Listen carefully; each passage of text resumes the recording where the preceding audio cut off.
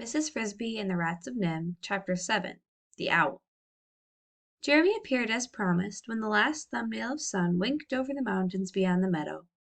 Mrs. Frisby was waiting, her heart pounding in her ears, and three of the children were there to watch, Teresa and Martin standing beside their mother, and Cynthia, who was afraid of the crow, just a pair of round eyes peering out of the round doorway. Timothy was down below taking a nap, and had not been told about the expedition lest he worry and blame himself for the risk his mother must take. Indeed, the words moving day had not been mentioned in his presence. Even to the other children, Mrs. Frisby had explained only a part of the problem. That is, she had not told them that there were only 5 days left, nor anything about Mr. Fitzgibbon and the tractor. She didn't want to worry them either. Jeremy landed with a swoosh, a bit dramatically perhaps, and nodded at the children and Mrs. Frisby. "Hello," he said. "Here I am." Mrs. Frisby introduced Martin and Teresa, and Cynthia's eyes. Martin, who wished he were going on the trip himself, asked Jeremy in excitement, "How high can you fly?" "Oh, I don't know exactly," Jeremy said. "A couple of miles, I suppose." "Mother, did you hear? You'll be 2 miles up in the air." "Martin, it won't be necessary to go so high on this trip," Jeremy said cheerfully. "No, but I can if you'd like."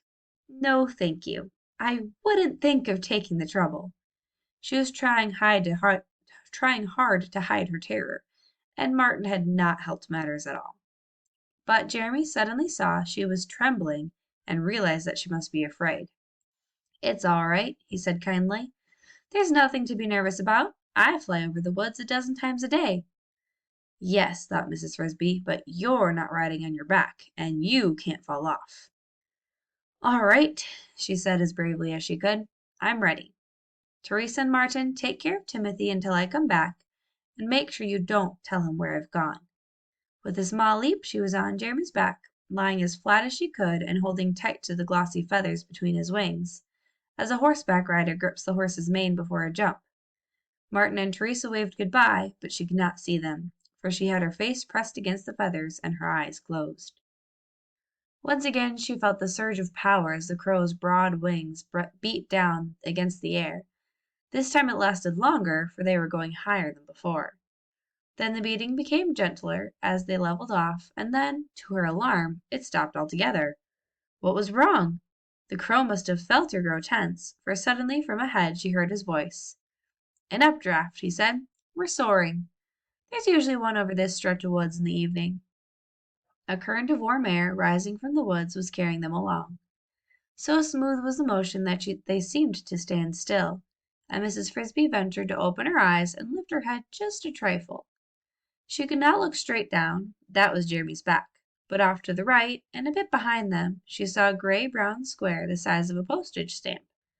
She realized with a gasp that it was the garden patch, and Martin and Teresa, if they were still there, were too small to be seen. "Look to the left," said Jeremy, who was watching her over his shoulder. She did, and saw what looked like a wide, fearsome snake, blue-green in color, coiling through the woods. "What is it?" she asked in wonder. "You really don't know? It's the river." "Oh," said Mrs. Frisby, rather ashamed of her ignorance. She had heard of the river, of course, but had not known that it looked like a snake. She had never been there, since to reach it one had to cross the entire width of the forest. There were advantages to being a bird. In a minute more they had left the updraft, and Jeremy's wings resumed pumping. They went higher, and Mrs. Frisby closed her eyes again. When she opened them, the garden patch had vanished far behind them, and Jeremy, searching the trees below, began a long slanting descent. Eventually, as he banked sharply, Mrs. Frisby saw off his wingtip a gray-brown patch among a group of tall green pines. From so high it looked like a gnarled gray bush, but as they circled lower, she could see that it was in fact an enormous tree, leafless, skeletal, and partly dead. One huge branch had recently broken off and fallen, and 3 pine trunks lay bent double under its weight. It was a gloomy and primeval spot, deeply shadowed in the gray dusk. Jeremy circled over it one more time, looking at a certain mark 3/4 of the way up the towering main trunk. Just below this spot another great branch, itself as big as an ordinary tree, jutted out over the tops of the pines, and on this at last Jeremy fluttered gently to rest. They were some 10 feet from the main trunk, and Mrs. Frisby could see, just above the place where the branch joined the tree, a dark round hole as large as a lunch plate. "We're here," Jeremy said in a low voice. "There's where he lives." "Should I get down?"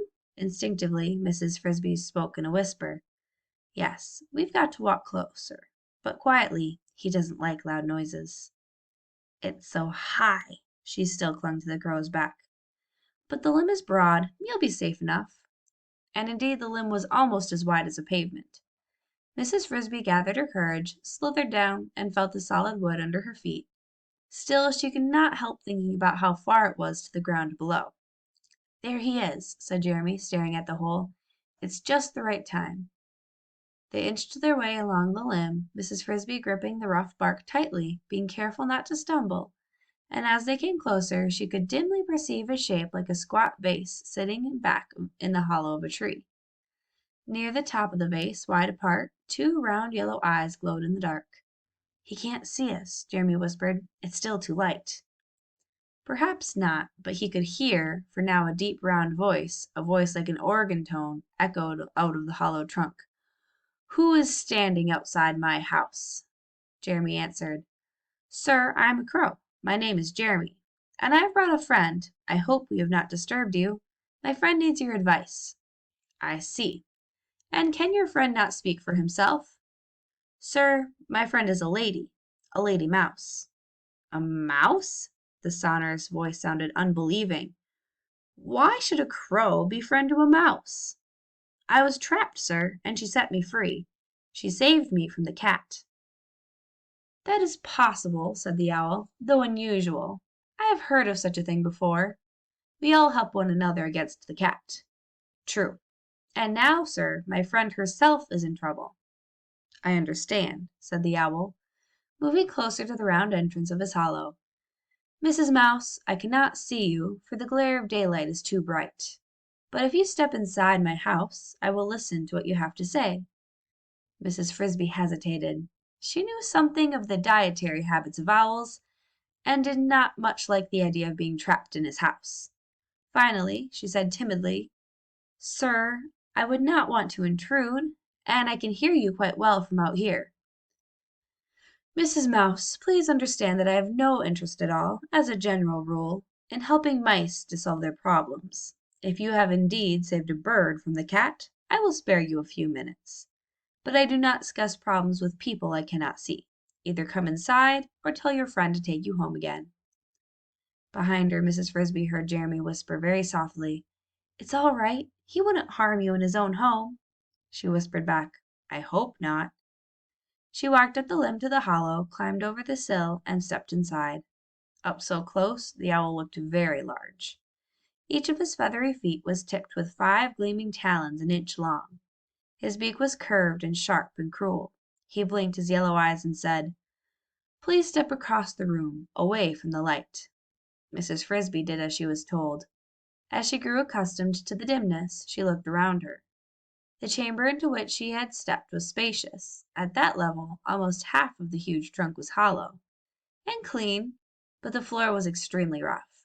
It was not really floor at all, but only the jagged ends of dead wood sticking up from the hollow, like stalagmites in a cave, so that Mrs. Frisby had to climb rather than walk as she crossed the room. At the back the walls narrowed to a corner, and there she saw that the owl had built himself a nest, as big as a water bucket, of twigs and leaves. From the top she could see protruding some wisps of the feathers with which he had lined it. When she got near this nest, she stopped and faced the owl, who had turned from the light of the doorway and was peering at her with his great yellow eyes. Jeremy was nowhere to be seen. She could only hope he was still waiting in the limb outside. "Now," said the owl, "you may state your problem."